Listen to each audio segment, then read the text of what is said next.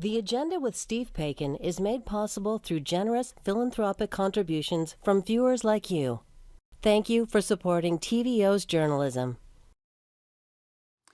Later this week, people around the world will mark the liberation of the Auschwitz concentration camp in 1945 with Holocaust Remembrance Day. Tonight, we'll consider what it means to live with intractable, even resurgent, anti-Semitism around the world and here on Canadian university campuses. It's Wednesday, January 25th, and that's ahead on the agenda.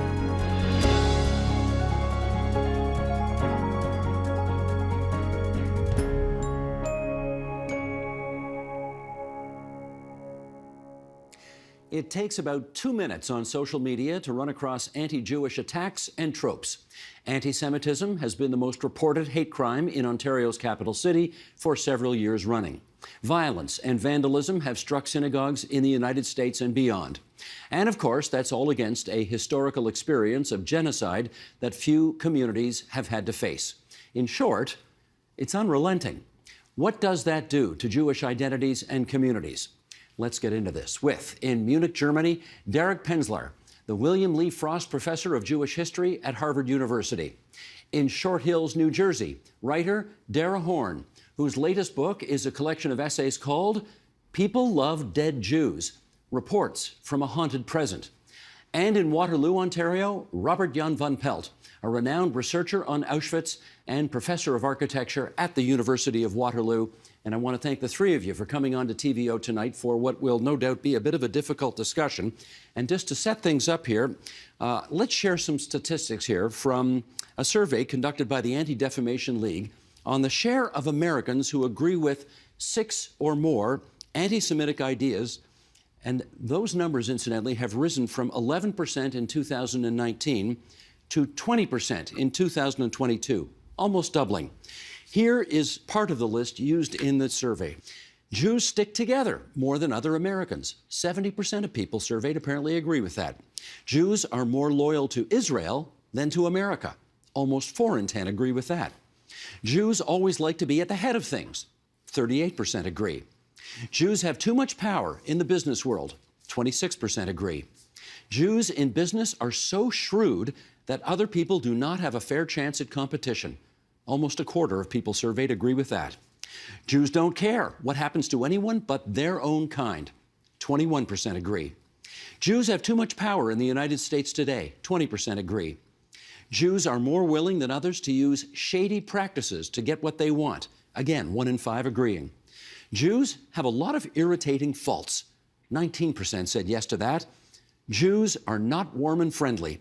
17% said yes to that. Dara, let me try this somewhat unconventional question off the top here. Are all of these prejudices equally threatening? In other words, is the question of Jews have a lot of irritating faults less damaging than Jews have too much power, as an example? I thought you were going to ask me if I have a lot of irritating faults, and the answer is yes. I think we probably all do.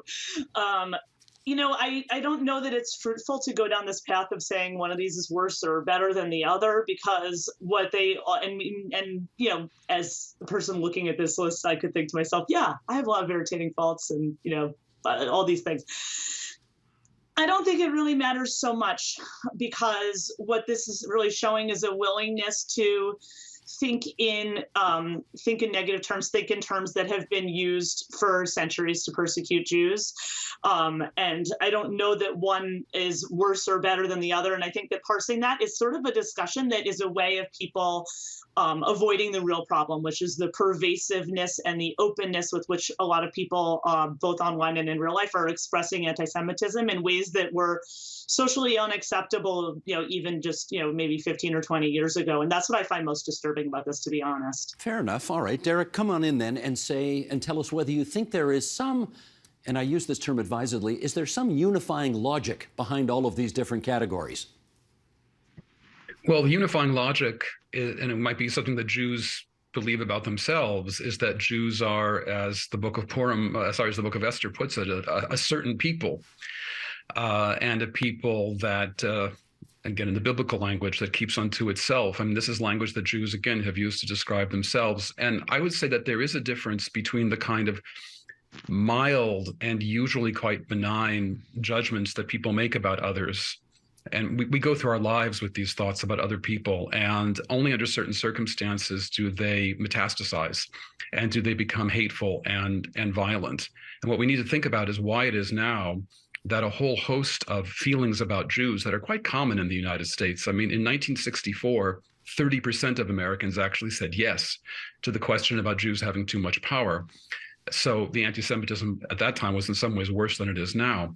But there seems to be an explosion now, perhaps through social media that allows it to be expressed, an explosion of hateful and violent language and violent actions that we had not seen in previous decades. I think we need to separate the more benign rhetorical expressions from the less benign ones to the downright hateful and malevolent ones. Well, let me do a quick follow-up with you. Is it just the case that some people today are smart enough not to tell a pollster what they really think about this subject?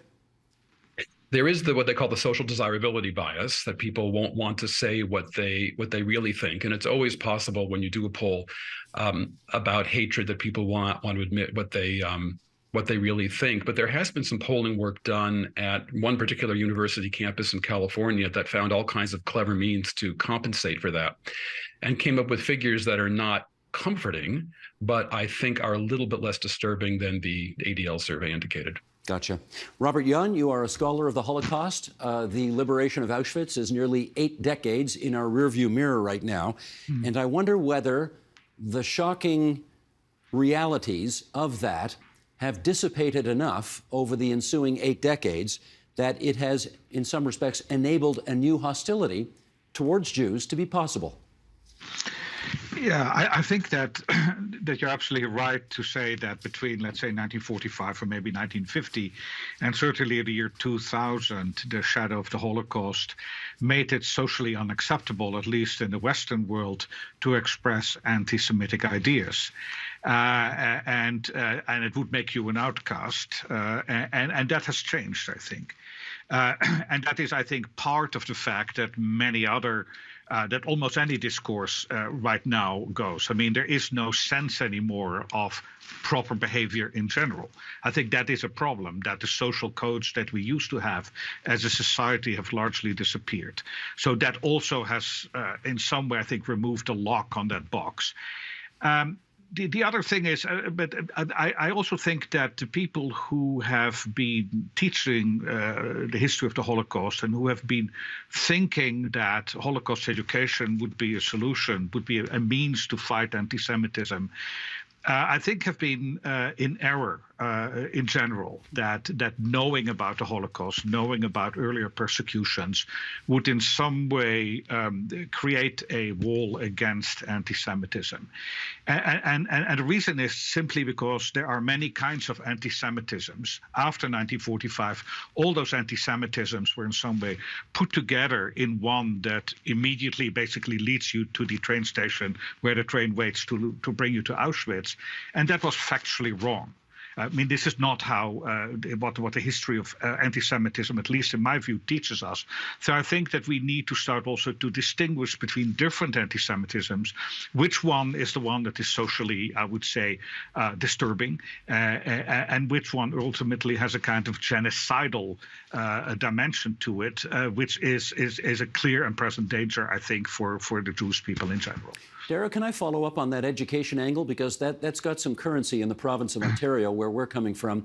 The government of Ontario, just in the last couple of months, announced a reinvigorated Holocaust education program and curriculum for our schools, because the thinking has always been education is the way out of anti-Semitism. You buying that? I'm going to agree with what Robert just said, which is that I think there was this conception for many decades that that the Holocaust education was the best way to prevent anti-Semitism. Unfortunately, I don't think it works that way. I'm not going to take the time now to go into data or lack thereof about that, but I think that, as Robert indicated, there's, first of all, teaching about the Holocaust suggests that anti-Semitism consists of genocide, and it consists of genocide that happened in the past. That's kind of a high bar to clear.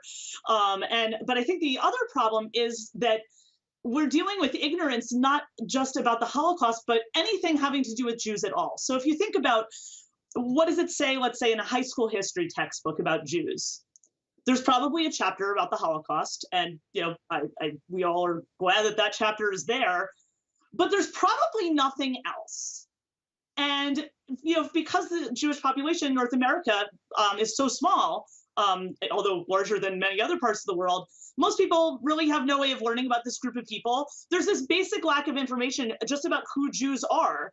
And I think one of the reasons that people are very susceptible to anti-Semitism is because they know absolutely nothing about who Jews are, like literally nothing. There's this total ignorance. And while we have succeeded in a lot of ways of getting the realities of the Holocaust onto a lot of people's radar, those same people really could not tell you who Jews are. I'm doing currently a research project for The Atlantic, an American magazine, about American Holocaust education. And one thing I noticed in my research was I was in the Dallas Holocaust Museum in the United States, and I asked one of the docents, what do students typically ask on these tours? And this was very striking to me. He said, a lot of students will ask, are there still Jews alive today? Because if you went to this museum, you probably wouldn't know. And that was really striking to me. And there's this idea that sort of Jews are this universal symbol for this, experience, that of genocide in Europe in the 1940s. And I think that actually really masks a lot of reality of living Jewish communities today. Derek in Munich, can I get you to chime in on this as well? I'll tell a brief story. I was once talking to an Italian young woman on a flight going to Rome, and she found out what I did for a living. And she said to me, well, you Jews believe in Jesus, don't you? And I said, well, actually, we don't. And that's something of a division between the two faiths. And then her face darkened and she said, well, now I know why we hate you. In other words, the education actually made things a bit worse. All this to say that education in and of itself doesn't accomplish much. And more important, although I think that education in a very broad sense is essential, it really has to come in a very young age. And it has to come from the parental home. One thing from the research I referred to earlier happening at the University of California shows that students enter the university with certain attitudes about Jews. And those attitudes change very little over 4 years, regardless of what classes they take, regardless of what they study. They basically come out the way they come in. It means that they're not somehow infected by anti-Semitism at the university, but it also means that we, the professors of Jewish studies or Holocaust studies, aren't having a significant impact either. So there has to be a transformation of knowledge and of sentiment, but it has to come in a much earlier and in a much broader venue. Let me read here an excerpt from a speech recently given by Viktor Orban, the Hungarian Prime Minister, in which he said, "We are fighting an enemy that is different from us, not open, but hiding, not straightforward, but crafty, not honest, but base, not national, but international, does not believe in working, but speculates with money, does not have its own homeland, but feels it owns the whole world." Robert Jan, how powerful is the idea of the hidden Jew still controlling, pulling the strings behind the scene? How powerful is that image with us today still?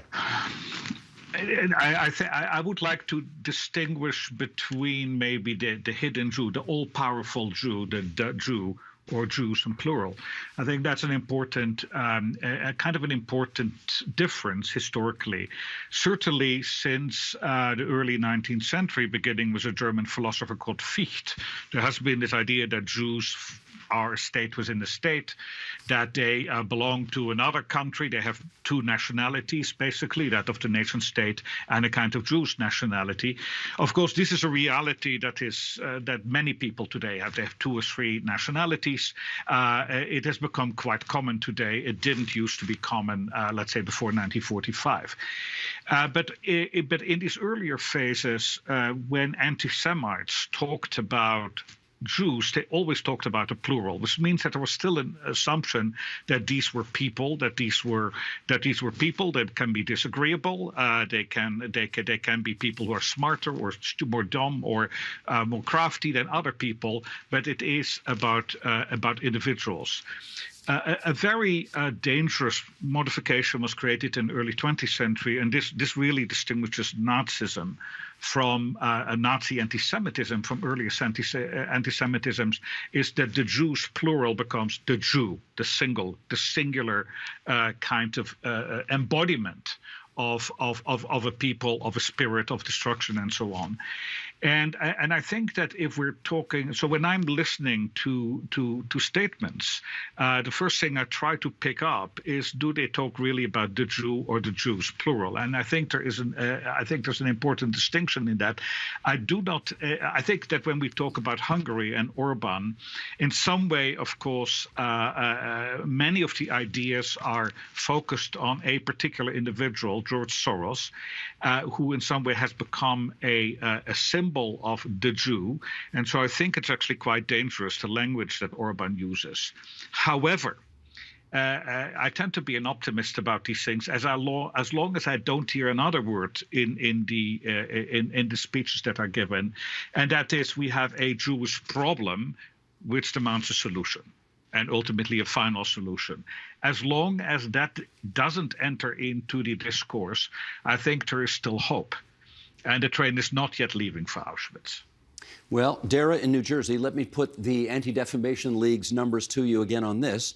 25% of people surveyed apparently agree with some or all of the sentiments expressed in that Viktor Orban speech. And I guess I'm wondering whether 25% is a high number, or should we be happy that 75% don't agree with it? What's your take? I mean, we're moving around the goalposts to try to make this sound better. Sounds pretty horrible to me. I think that what we're all sort of getting at is that there's a distinction to be made, perhaps, between between anti-Semitism and perhaps many other social prejudices, is in that this is not only a social prejudice, it's a conspiracy theory. And sort of a lot of the power of anti-Semitism comes not from it being a simple social prejudice, from it being a conspiracy theory, because the conspiracy theory enables people to feel like they have special knowledge.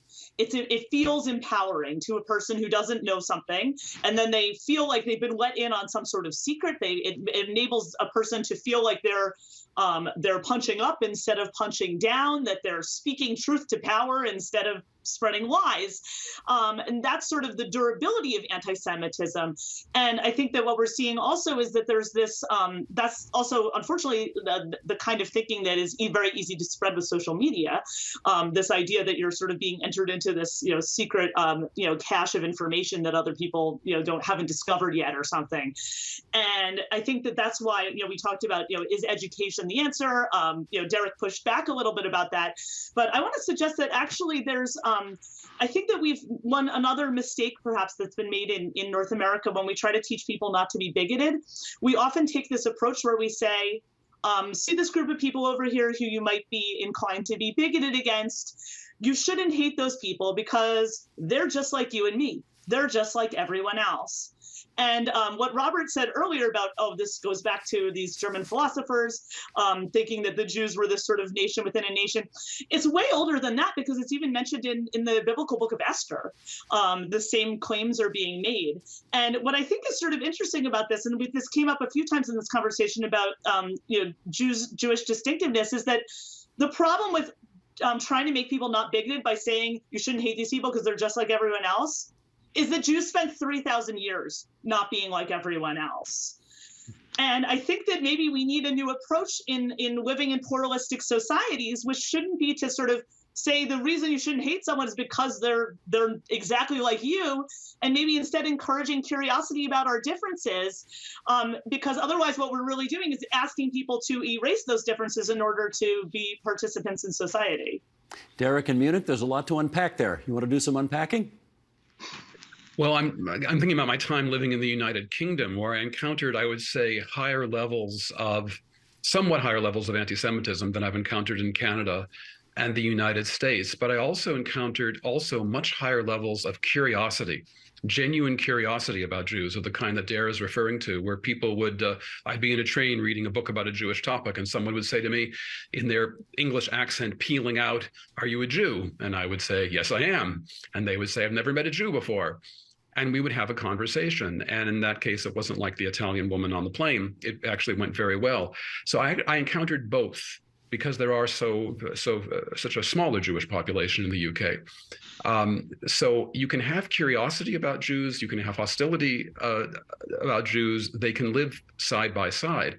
It's true that in the UK, most of the hostility that I encountered regarding things Jewish was connected with Israel, which is a somewhat different ball of wax. But in general, I think that, yes, we want to encourage people to accept difference. The question is, if in Canada, with its educational and cultural system that encourages thinking about multiculturalism rather than the melting pot, have we achieved, in fact, lower levels of anti-Semitism than the United States?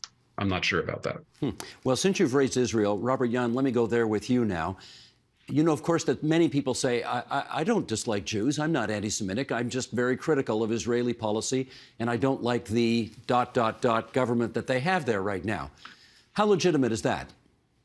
No, it's totally legitimate. I think that, I mean, there's quite a criticism on the state of Israel, on the actions of the state of Israel, of the government, and so on. I think is totally legitimate, as long as it is this criticism on the policies and the actions and so on.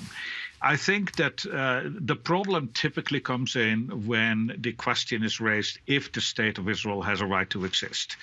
And there, because typically this is not asked about any other state in the world. Of course, right now the Russian Federation, or the Putin, is doing it about Ukraine.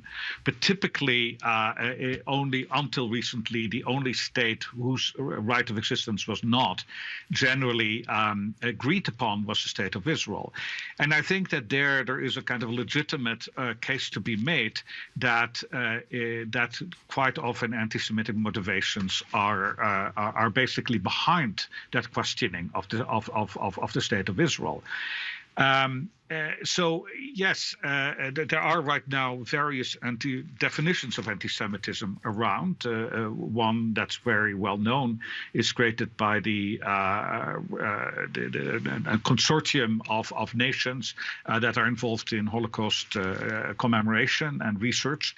That has a definition of anti-Semitism that basically quite quickly starts to identify criticism of the state of Israel with anti-Semitism, while there's a different definition called the Jerusalem Declaration, where there is a little bit more leeway there, and where basically I'm one of the signatories of that statement, where we say there should be a greater amount of freedom to criticize the state of Israel without immediately being accused of being anti-Semite. All right, Derek in Munich, Germany, do you want to come back in on that and tell us whether you believe criticism of Israel is sometimes confused for, or maybe alternatively masked as, anti-Semitism? There's no question that the two can overlap. And I've seen this in any number of venues.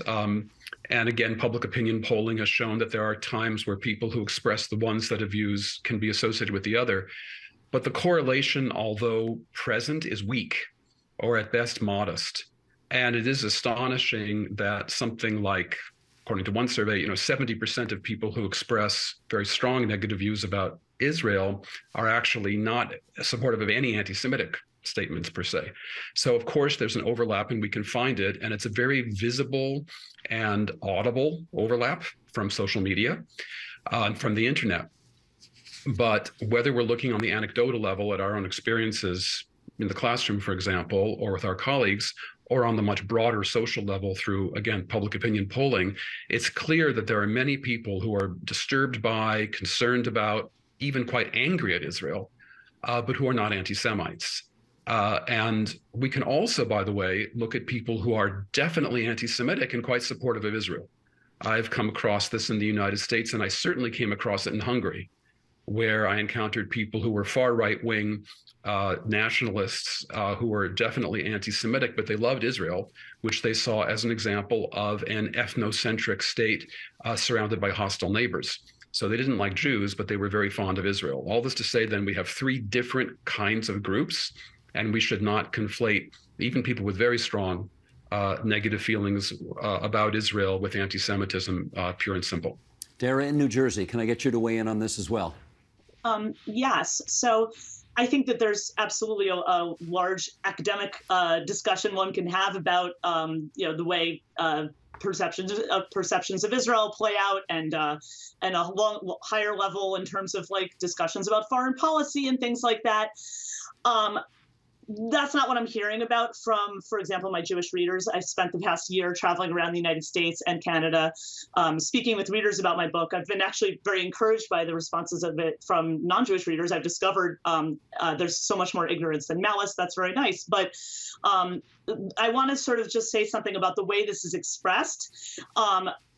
What people are often talking about when they talk about, is there a distinction between anti-Zionism and anti-Semitism in terms of the experience of people who are going through this? When a 15-year-old girl posts Shabbat Shalom on TikTok and then is flooded with trolls yelling #Free Palestine, you bitch, there's nothing in that exchange that has anything at all to do with an actual place called Israel. And yet somehow we feel obligated to pretend that it does.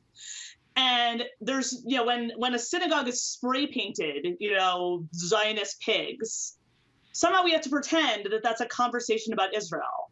To me, there's just a very clear distinction between criticism of Israel, which is something all of us do for all of our countries, wherever we live, and demonization of a group of people. One looks like a conversation in a seminar room, and the other looks like throwing bottles at someone's head.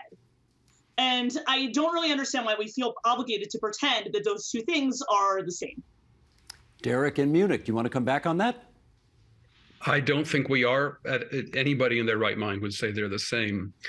And I'm not talking about discussions in seminar rooms. I'm talking about very heated conversations that could happen really anywhere in society, very heated conversations about Israel, where people can have quite legitimate reasons to be extremely upset, even angry at Israel. And remember that angry speech, emotional speech about a country is permitted speech. And what's happening with that poor 15-year-old girl is that she's being set upon thanks to the horrible technological innovations of social media, where a relatively small number of people can do tremendous damage. And of course, all the more so with the synagogue that gets vandalized or firebombed, or the horrible shootings that have happened in synagogues in the United States and elsewhere in the world. These are perpetrated by a very small number of people, but the multiplier effect of their actions is enormous. Obviously, what these people are doing is hateful, anti-Semitic, and criminal. There's no question about it.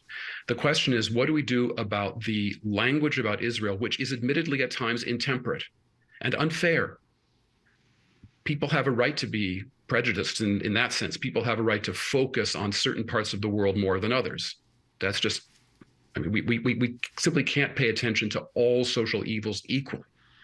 But what we have to then understand, that this is not a matter of academic conversation versus everything else. This is a question of conversation in the public sphere everywhere about Israel. And when people can say quite negative or even nasty things about Israel, and they aren't immediately tarred as hating Jews.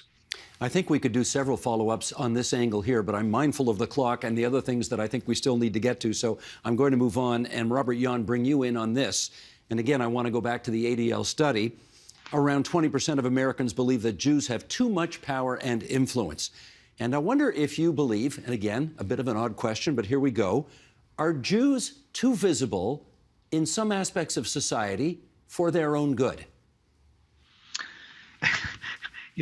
Which Jews? That's the first question, of course. It's very clear that because of let's first of all the idea that Hollywood is dominated by Jews. In some way, Hollywood has become the big machine that not only represents America to itself, but also that represents America to the rest of the world. And it's historically true that because of a number of historical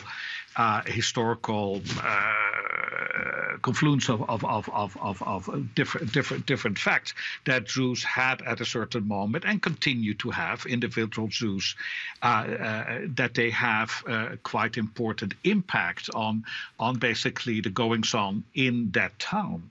But the question, of course, is, do they do this as Jews? I mean, are they connected to some kind of, central agency that tells them what to think or what to do? And I think that, the basic thing that's always said about Jews, you have two Jews and three opinions. That it's probably the least unified people in terms of opinions, and we can see this right now in this very conversation. That there's an incredible amount of disagreement and variety. And that is also what Hollywood shows. I don't think that the fact that a number of important people like Spielberg and so on, they self-identify as Jews, are powerful, are influential in Hollywood, that results in a kind of Jewish agenda. Sorry for using this word, being imposed on the American people. For me, I think the central question ultimately leads back to politics. Once you get an a party that has anti-Semitism in its platform, I think we're in real trouble.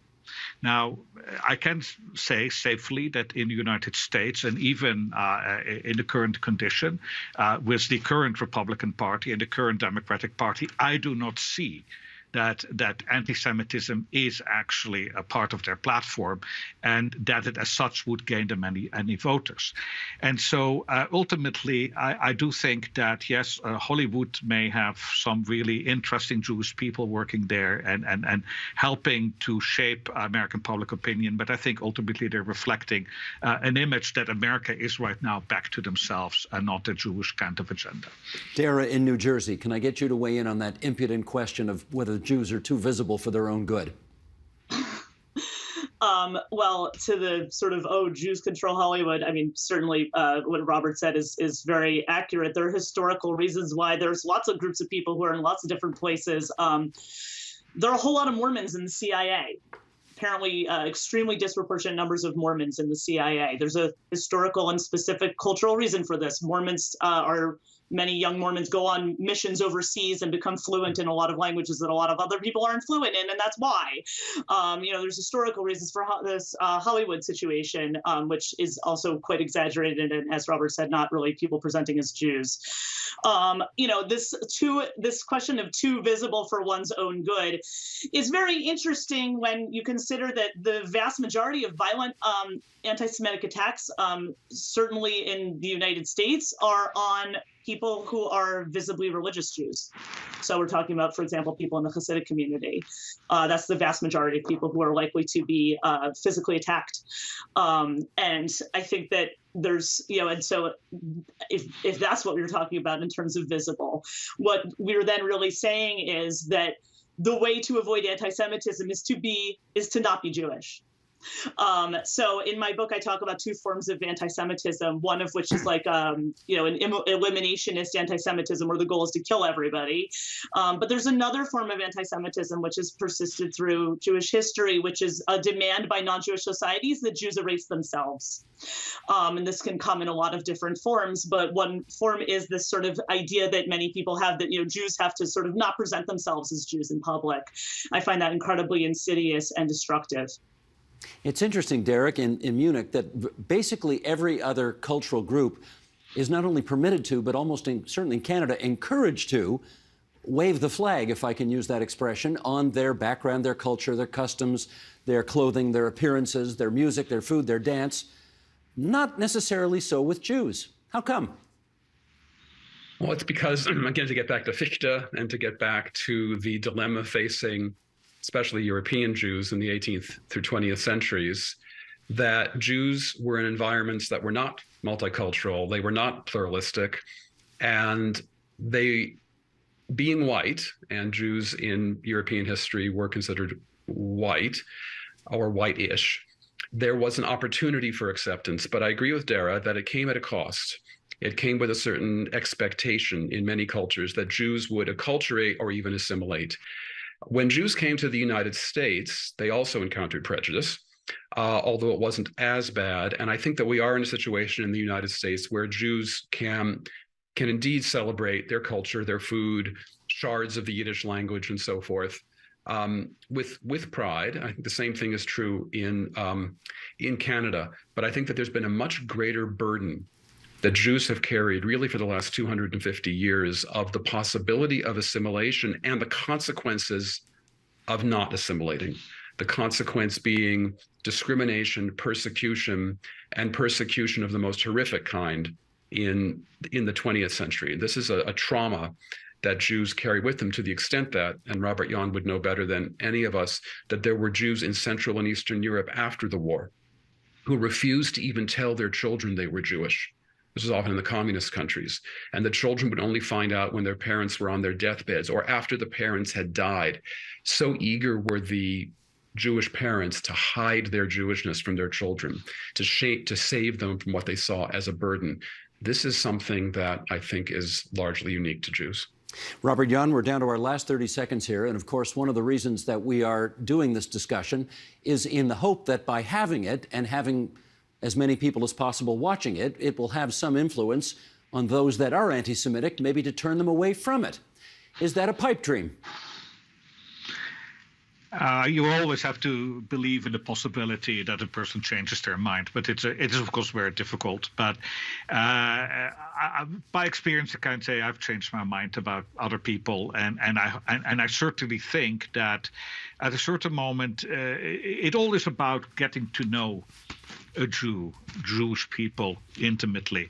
We've seen in the issue of homosexuality and marriage, gay marriage in the United States, that even at the conservative side of the political spectrum, once senators and members of Congress start to have children who come out as gay, start to have friends as gay, they change their view of gay marriage. And I think the same happens when non-Jews get to know Jewish people. I think that there's argument was absolutely right on. I think they will start changing their views of that these are real people, these are not caricatures. Robert Jan van Pelt, Dara Horn, Derek Penzler, really good of all three of you to spend so much time with us on TVO tonight. Thank you. Thank you. Thanks.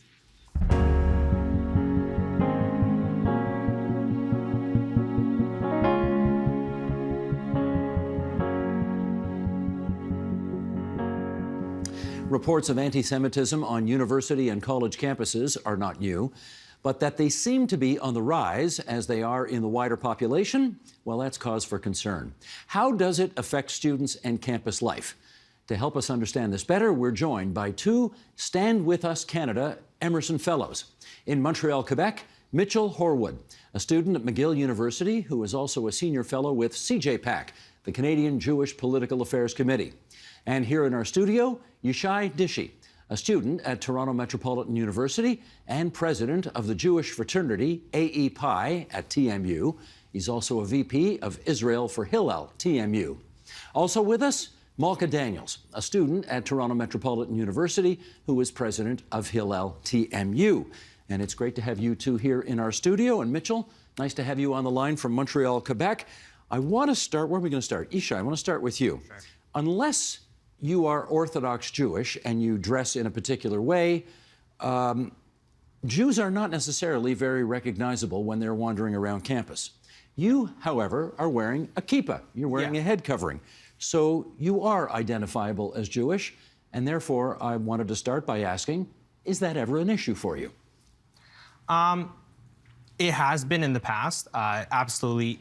If someone does have anti-Semitic tendencies or beliefs, then I stand out, clearly. I have experienced in the past where I was at a cafe once with my sister getting a drink, and as someone walked by, he just shouted out, F you, effing Zionist. That was a bit unique because he doesn't call me, F the Jew anymore. It changes to the Zionist. And now, he's clearly aligning my Judaism and my belief system with a political organization. And then, just he doesn't differentiate the two. Is that unusual for that to have happened? I would say, yeah, it is unusual. It's not common for people to just yell at you things. How did you react? He was walking away and my sister just looked at me. She said, what the heck? And we kind of shrugged it off and saying, it's the world we live in. Malka, I notice you are wearing something around your neck with Hebrew lettering. Yes. I think that's your name, isn't it? It is my name. It is your name. Okay. Has that posed an issue for you in your daily life on campus? So I'm very fortunate to have never come across a direct anti-Semitic act, specifically on campus grounds. And I find that wearing my Hebrew name on jewelry sort of prompts a conversation for other minority students on campus, because what's ingrained in our generation is diversity, inclusion, understanding, and I find that it starts conversations and it allows students to find the similarities in your differences. And you haven't had any adverse or negative reaction to it? Thankfully, I've only have gotten compliments. I'm pretty sure most people do recognize that it's Hebrew, and considering my name is a notoriously very Hebrew name, it's a bit difficult to shy away from my affiliation with my religion. So thankfully, I've only have received positive outcomes. Okay, Mitchell, let's go to you in Montreal. Tell us, how do students that you interact with, Jewish students at McGill, how do they feel about showing their Jewish identity? Well, I think it's a really good question, because I think a lot of people have differing perspectives these days when it comes to showing their Jewish identity. I think it's honestly a risk for a lot of people, including myself sometimes, to even have like a Star of David, or let's say wearing a kippah around, or yarmulke around campus. And I think it definitely does point you out as somebody that is a part of a Jew, and that's something that's a risk. But I do find that on most days, today I'm wearing a nice big sweater, so it's hard to see. I do have a Magen David necklace that I occasionally wear, and it's sometimes I wear it for a sense of pride, because I know that, similar to what Malka already brought up, is that a lot of people are open to having conversations about Judaism. And I think that the story that Yishai said, while an awful story, is an exception. I think a lot of people, especially on my campus, are people that are very welcoming, and people that are not too into the major hate right in front of you. Maybe it's a microaggression, maybe it's something else, but I find that wearing my necklace is a sense of pride, and it gives me a sense of pushing my religion forward, and I'm proud to be a Jew, and I think other people should be proud as well if they're comfortable to show it. All right, so you wear that Star of David. Have you ever had any incidents or seen any incidents on campus that would be of concern? Honestly, the thing that I've really seen these days is more online hate, online things on social media, whether it be through platforms like Instagram or Snapchat or TikTok. Those places I feel are easier for people to kind of make those microaggressions, make those little stereotypes that we all hate to hear. And I find on campus it's a little bit harder, because people are trying to show a different type of face, if that makes sense. So me personally, I haven't, but I'm sure other people have on McGill campus. I'm sorry for those people, and I'm sure that there are more people that have similar stories to all three of us on campus life that are part of our society today. Yishai, I gather there was an incident at TMU with an economics professor. You know the story I'm talking about? Yes. What happened? A close professor of mine, he was telling me that every year, he's very public, he's a Jewish professor, doesn't shy away from it. And start of the semester, second class, the student comes to him and says, I'm sorry, professor, but my parents told me that they don't want me learning economics from a Jew, and I have to drop your course. And she did? And she did. You talked to him about this? Yeah, to him, he felt it was sad. He's an amazing professor. I think he's one of the best in the school. He's so knowledgeable. Do you want to name him? You don't have to. No, he preferred not to be named. But he also said he wasn't surprised, because he's experienced other tropes and other forms of anti-Semitism by other students. And to him, it's starting to become the norm. There is a view, Malka, I think it's fair to say, that for whatever reason right now in the world, and we can get into this, racism or anti-Semitism against Jews is still somewhat acceptable in a way that it isn't against other minority groups. And I guess I'm wondering why you think that is. Well, Steve, thank you so much for the question. And I think that's the age-old question, because anti-Semitism is years old. You can date people hating Jews just based on their religions for thousands and thousands of years. And unfortunately, that has not changed in the bigotry of society.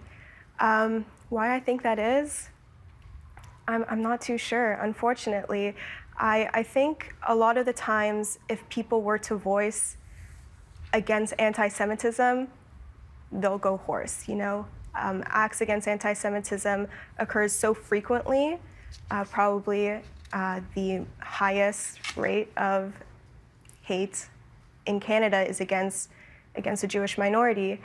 And, eventually people may not find it too rewarding to speak out against it and have inevitably become complicit in that. Let me get Mitchell's take on that. Mitchell, this is a prevailing theory, which is that it's sort of okay to say bad things about Jews or to hate Jews because it's a thing that's been around for a long time. You wouldn't say bad things about, people understand. You can't say bad things about black people, about Asian people, about indigenous people, but somehow it's still okay against Jews.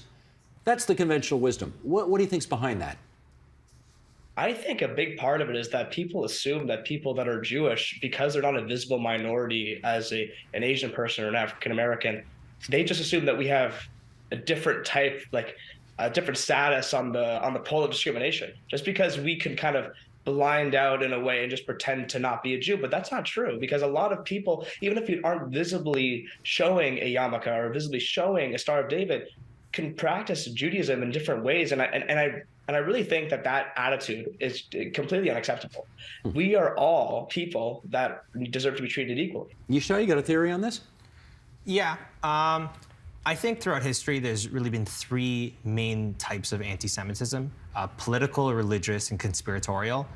We've seen forms of religious anti-Semitism over the years in forms of, mass exiles, either by England or Spain or Portugal, and that's for your religious beliefs. We're making it a Catholic-only country. All the Jews have to leave or convert. We've seen conspiratorial anti-Semitism over the centuries, whether that be you think the Jews run the media, or they run the monetary system, or blood libels back in the medieval century. Now we have a new form, which is political, where because Jews have their tie to Israel, you can somehow justify this anti-Semitism due to the Israeli situation and your beliefs about it. And you believe that, perhaps one group, the Palestinians, are under a greater oppression than others. So you can't support Palestinian freedom while at the same time standing up against anti-Semitism. That's that belief, which is not true, because they're not together. They're separate issues. Well, let me put that to Mitchell. Mitchell, can you tell the difference between somebody who gives you a hard time because they're critical of Israeli political policy against the Palestinians, for example, versus someone who uses that conflict to express their dislike of Jews? Can you tell the difference? Well, a lot of times on McGill campus, for example, McGill, in my opinion, I find it to be very antagonistic. It's a campus that's very loud, with a lot of groups that support BDS, boycott, divest, sanctions. And there's a lot of groups on our campus that are very loud in terms of their dissatisfaction with what's happening in the Middle East in terms of Israel and Palestine. And I think a lot of that time, me personally, just speaking for myself and my friends that I've kind of come in contact with, whether it be through Chabad at McGill events or Hillel events at McGill, a lot of things that I would kind of say is that people assume that just because that the issue is completely intertwined and everything's the one and the same. And for a lot of Jews, that's not the case. I think if you go up to any different type of Jew, for better or for worse, they have a different opinion on this issue, because it's an opinion that's been part of a discussion going on for centuries and centuries. I find that a lot of people will come up to me and kind of ask me my opinion on Israel. They'll see I have a Star of David on. They know I'm Jewish. They see events on Chabad events, and they'll really ask me about these perspectives. And I think the real key to learning about this, no matter if the issue is one way or the other way, you can have both ways, all that stuff, is about education. Because I think that everybody can learn a little bit more about figuring out ways that Israel can stand on its own, and ways that Jews are people that are sometimes separate from that issue. Jews are people that should not be discriminated against, just like how people in Israel are people that should not be discriminated against. There's a conflict going on. It's so much more complicated than having a yelling match on a street. And I think if we can get that culture throughout our campuses, that's the first step to actually educating people. And it's by getting steps to have actual conversations that move progress and make people feel safe on campus. Malka, Mitchell just mentioned education. I wonder how much education about Jewish history, or about the Holocaust, do you think Jewish students in particular and the student body in general know? Jewish students in particular, I think, are very ingrained in Jewish history, and because everyone has, unfortunately, familial experiences with instances such as the Holocaust, They are quite educated in the case, the instances leading up to the Holocaust and what portrayed afterwards, not so much perhaps. And outside of the Jewish sphere, I know the province of Ontario is definitely pushing for more Holocaust education, which They just announced that a few weeks ago. they did. So I've definitely noticed a larger interest in being able to sort of understand Jewish trauma in that sense. But it's up to the individual, and sometimes people just don't want to educate themselves. There's a lot of problems going on in the world, and unfortunately, Jewish trauma is not one that is taking the pedestal. And let me go to the other side of the coin with you, Yishai, which is to say, how much discomfort do you sense among your fellow Jewish students that relates to the Israeli-Palestinian conflict, this political situation in the Middle East? I would say the majority of my friends are supportive of Israel, if not all of my friends are supportive of Israel. When events, such as wars occur and things are more heated, such as they were back in May 2021, when there was that small war with Gaza, I would say they're more hesitant to be vocal about it, especially on campus, because they know it's a heated topic. People get very riled up. People take it very seriously, I would say, more than they take other issues that have nothing to do with them so seriously. Do they feel uncomfortable, though? Do they feel uncomfortable about? I mean, Israel is no longer the the charming underdog in the Middle East as it was after the 1967 war. They're now seen as an oppressive power by many people who think they are oppressing the Palestinian people. Yeah. Is that an uncomfortable position to be in if you're on campus? They're put more on the defense side. Now they're defending Israel a bit. Depending on what can happen, they can feel a bit embarrassed over what's going on there, and they feel this need to, defend their country, and that is uncomfortable. Okay, let me read something here. This is Michael Levitt had this the other day in the Toronto Star. Michael Levitt is with the Wiesenthal Foundation now, used to be a member of Parliament in Toronto. He wrote, "Our community is actively engaged in building allyship with Canadians of all backgrounds who share our commitment to building an open, inclusive society. How much comfort should Canadian Jews take in the solidarity of their co-citizens? How much can they count on non-Jews to help ward off the type of disaster that figures so prominently in Jewish history?" Okay, Mitchell, some good questions there. How do you answer them? Yeah, it's actually a thing that I was going to kind of bring up after what Yishai was saying, because I think it's really true, is that no matter how much work I think we as Jews do to educate people and to teach people and to forgive their misconceptions and to try to reach across the aisle and give our opinion, the support from non-Jews is it's even more essential to me.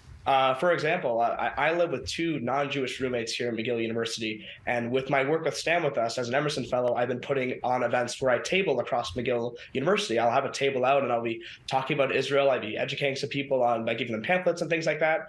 And a lot of times I ask my roommates, "Can you sit in for me for like a minute? I have a class to go to. I can't do it the entire day." And they're like, "Of course."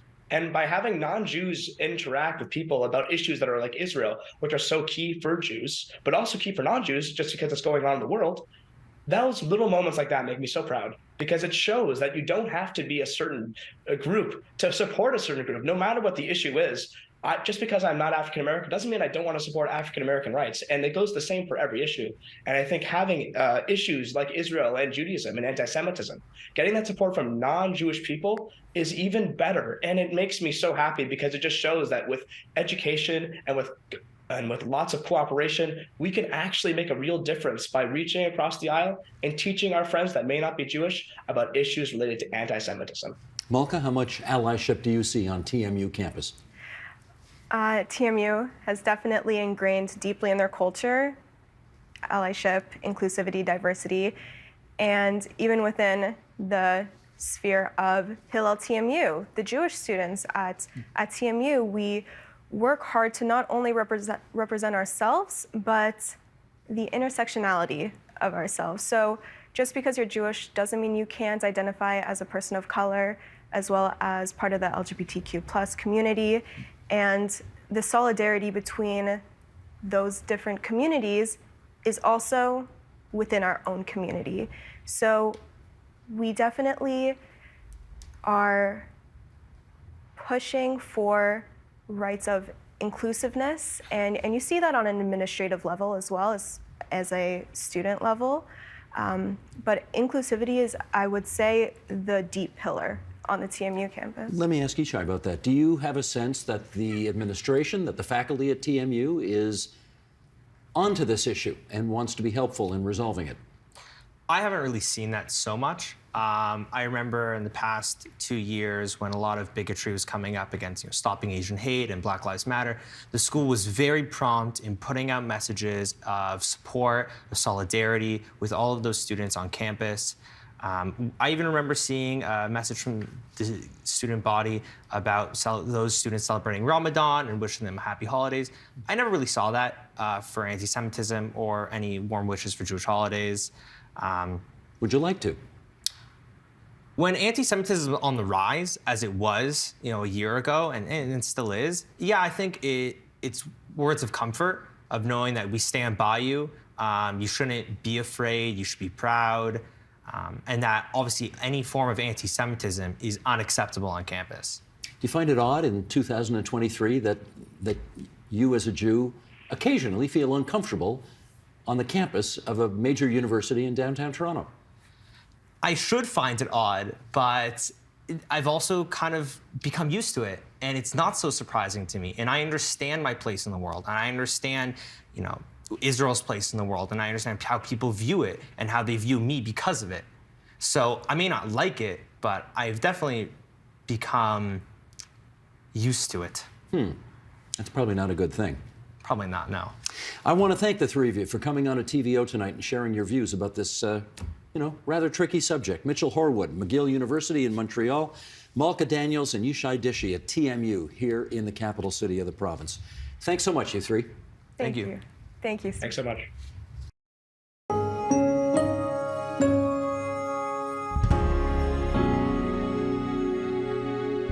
And that is the agenda for Wednesday, January 25th, 2023. Tomorrow, 5 things you will want to know about Canadian tax law, and the thrill seeker, the risk-averse spouse, and the accident that almost ended it all. I'm Steve Paikin. Thanks for watching TVO, for joining us online at tvo.org, and we'll see you again tomorrow.